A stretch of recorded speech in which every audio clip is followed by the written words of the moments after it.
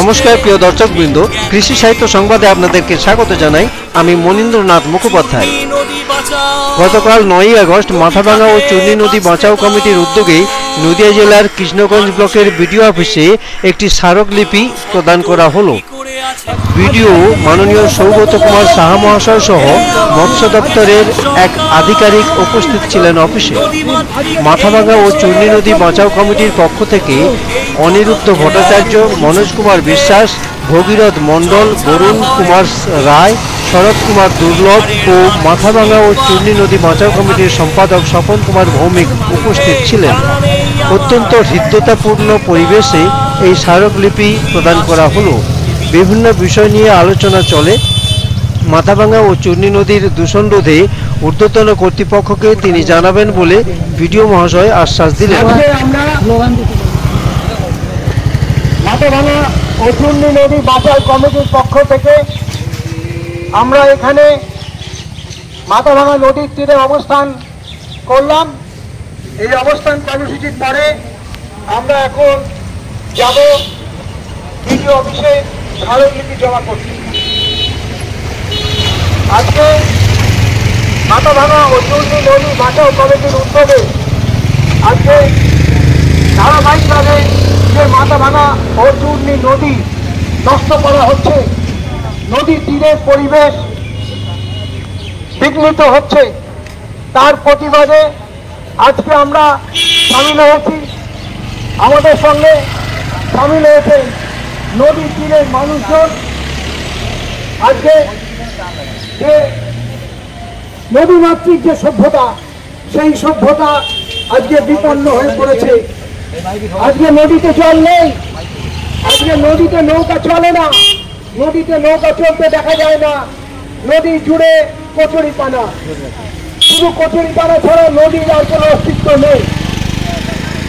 তার মানে আজকে সভ্য সমাজ বিপন্ন হয়ে উঠেছে। এই সভ্য সমাজকে মুক্তি দিতে আজকে আমরা কিছু মানুষ আজকে রাস্তায় নেমেছি। আমরা প্রতিবাদ আন্দোলন সংগঠিত করছি যে মাথাভাঙা ও চূর্ণী নদী বাঁচাও কমিটির উদ্যোগে আমাদের এই স্মারকলিপি আজকে 9ই আগস্ট, আজকে ভারত ছাড়ো দিবস। আজকে একটা ভারতবর্ষে একটা উল্লেখযোগ্য দিন। এই দিন থেকে আজকে ব্রিটিশ যে অত্যাচার, তার বিরুদ্ধে রুখে দাঁড়ানো হয়েছিল। আজকে আমরাও মাথাভাঙা চূর্ণী নদী বাঁচাও কমিটির উদ্যোগে আমরা শুরু করছি আমাদের এই দীর্ঘ যে আন্দোলন চলছে, সেই আন্দোলনে আজকে আমাদের ঘোষিত কর্মসূচি আমরা ডেপুটেশন বা স্মারকলিপি জমা দেব আমাদের স্থানীয় প্রশাসনের কাছে।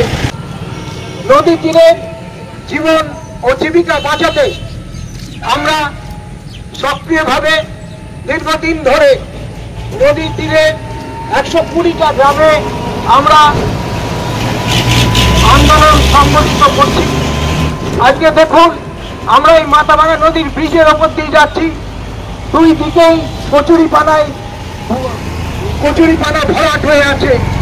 এই নদীর কচুরিপানা আটকাচ্ছে, কিছু দুষ্ট মানুষ যেমন আটকাচ্ছে, আবার এই যে নদীর যে স্বাভাবিক স্রোত, সেই স্রোত নেই।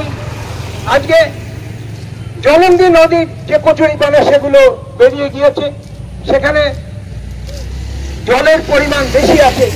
কিন্তু আমাদের যে মাথাভাঙা নদী, এই নদীতে দূষিত পলি জমে জমে এমন একটা অবস্থা হয়েছে যে নদীর কচুরিপানা বেরিয়ে যাওয়ার উপায় নেই।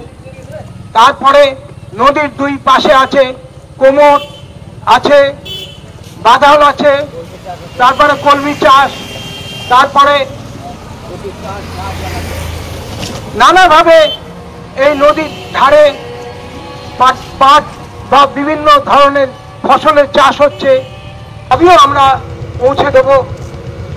আমাদের যে কচুরিপানা নিয়ে যে সমস্যা হচ্ছে, সেই কচুরিপানা যদি আমাদের লোকজন তুলে এটা এই কচুরিপানা পচিয়ে সার তৈরি করা যায়। মাথাভাঙা, চূর্ণী নদী এবং হরে নদী, যেটা জলঙ্গি বলি আমরা, তারও সমস্যা রয়েছে। আমরা প্রথমত সাধারণ মানুষের উপলক্ষে বলতে চাই, বৈরিতাহীন ভাবে, যে আমাদের সাথে কারো বৈরিতা নেই, কিন্তু আমাদের দেশত্ববোধের সঙ্গে তাদের দেশত্ববোধ বা জাতীয়তাবোধ এইটা নদী সম্পৃক্ত হিসাবে তুলে ধরতে চাই। আমরা প্রথমত বোঝাতে চাই যে নদীটা আমাদের সভ্যতার মূল কাঠামো। এই সভ্যতাকে যদি বাঁচাতে হয়, সঙ্গে সঙ্গে নদীটাকেও বাঁচানোর প্রয়োজন। আজকে আমরা বর্তমান প্রজন্মের মানুষ যারা বান্ধবদের এর পরবর্তী প্রজন্ম তারা জানবে না যে এই নদীটায় কোনো এক সময় কলকাতা থেকে নৌ চলাচল করত, পণ্যবাহী নৌ চলাচল করত। যেরকম ধরা যাক এই কচুরিপানা ভর্তি আছে নদীতে, এই নদী যদি প্রবাহমান থাকতো তাহলে এই কচুরিপানা নদী হাজারো বাঁধ দিয়ে ঠেকানো যেত না। যাতে বাঁধটা না হয়, আমরা প্রশাসনের কাছে বলবো সেটাকে হস্তক্ষেপ করে বাঁধটা তুলে দেওয়া, বা বাঁধের মালিক তাদের এই কচুরিপানাটাকে ছেড়ে দেওয়া বা বের করে দেওয়া। আমার মনে হয় ভাঙন বা বন্যা নিরোধ থেকে এটা আমরা নিষ্কৃতি পাবো। সঙ্গে সঙ্গে আমরা পাবো যে বেকারত্ব আমাদের দেশে দেখা দিয়েছে, এই বেকারত্বের ঝামেলার উদ্বৃত্ত হাত থেকে বাঁচতে পারবো।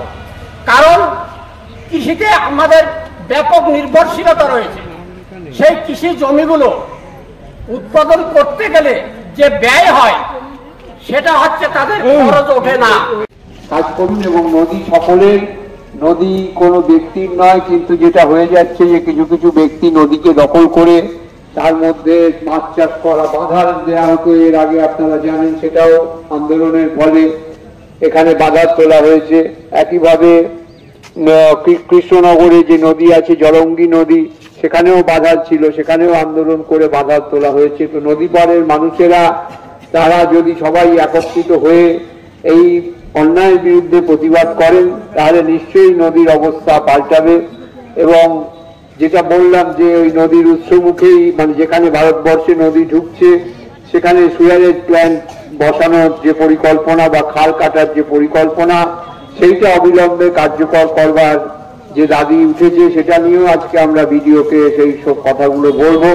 এবং আপনারা সবাই মিলে সেই কাজে, সেই আন্দোলনে সামিল হবেন এবং নদী পরিষ্কার করবার ক্ষেত্রে কচুরিপানাগুলোকে কিভাবে ব্যবহার করা যায় সেটাও বিষয়টি রাজ্য ও কেন্দ্রীয় সরকারের বিষয় বলে জানান। বিভিন্নভাবে চেষ্টা করছেন। কচুরিপানার সমস্যা সম্পর্কে তার দৃষ্টি আকর্ষণ করা হয়।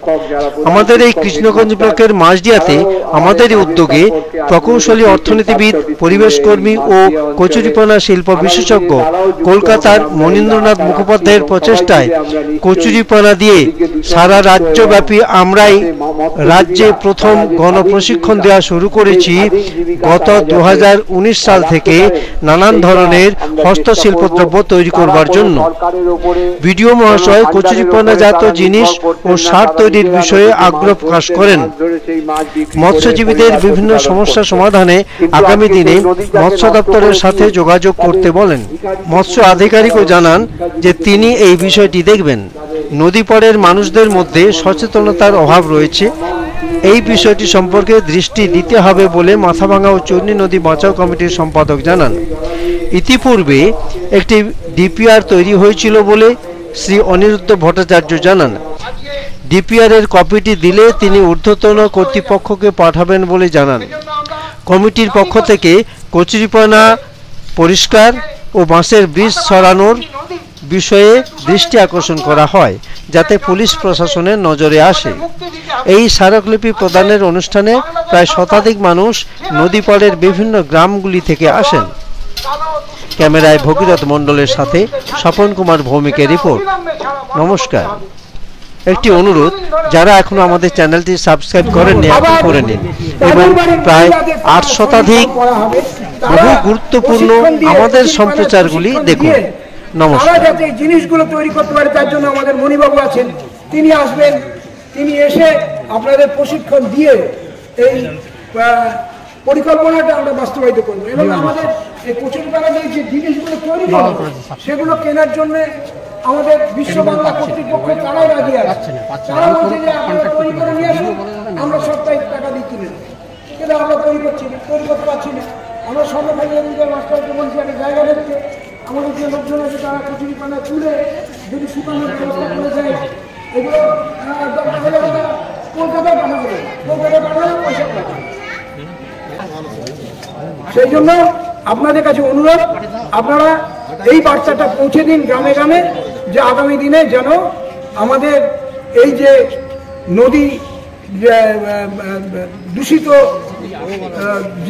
দূষিত জলের থেকে যেমন হচ্ছে পরিত্রাণের যে উপায় সেটা যেমন করা, তেমনি আরও যে সব সমস্যা আছে, আপনাদের জীবিকার সমস্যা আছে, আপনাদের যে কচুরিপানার যে সমস্যা আছে সেগুলো যাতে দূর করা যায় সে বিষয়ে আমরা এগিয়ে যাব। আর নদীর ধারে যে গাছপালাগুলো কাটছে সেগুলো আপনারা দেখবেন, দেখে আপনারা আমাদের জানাবেন। আমি যেমন এর আগে নৌকা পথে যখন গোবিন্দপুর থেকে স্বর্ণখালি এলাম, দেখলাম শ্যামনগরের দিকে নদীর গাছপালা নির্বিচারে কাটা হচ্ছে। তো এবারে নদীর ধারের যে মাটি, সেই মাটি কেটে নিয়ে যাচ্ছে। আমাদের নাগপুরের ওইদিকে আমরা দেখেছি নদী পাড়ে মাটি কেটে নিয়ে সমস্ত ওখানে পান চাষ করা হয়েছে, পানের বড় যে সব মাটি নদীর ধারের মাটি নিয়ে গিয়ে ফেলা হচ্ছে। এইসবগুলো বন্ধ করতে গেলে আমাদের সচেতনতা বাড়াতে হবে, আমাদেরও আরো বেশি সংগঠিত হতে হবে, সচেতন হতে হবে। সকলকে ধন্যবাদ এবং নমস্কার এবং শুভেচ্ছা। যদি চাষের আপনি হয়তো দেখেছেন, আপনার আমার ঠাকুরদা হয়তো চাকরিতে যেতে দেয়নি, এই চাষ করেন, চাকরিতে যেতে হবে না। আর আজকাল কিন্তু চাকরিমুখী হয়ে গেছে, যেহেতু চাষিতে মার খাচ্ছে, কৃষিতে মার খাচ্ছে। ধরেন মাছের যদি অপ্রতুল মাছ থাকতো তাহলে একটা পোর্শন তো মাছ ধরে খেত, তাহলে আমাদের বেকারত্বটা কমতো। এই জায়গাটা মাছ ধরাটা নেই, মাছ নেই।